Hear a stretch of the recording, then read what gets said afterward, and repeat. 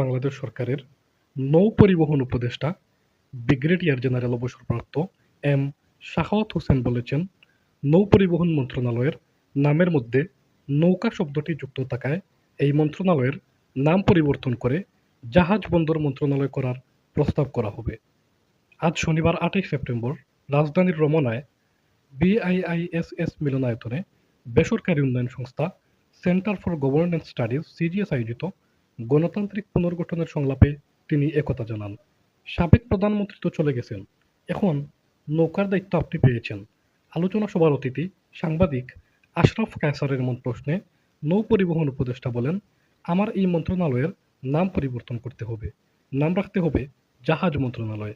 আমি প্রস্তাব রাখব এটাকে নৌ মন্ত্রণালয় না রেখে জাহাজ ও বন্দর মন্ত্রণালয়ে রাখেন। আমি তো নৌকা চালাই না, জাহাজ চালাই।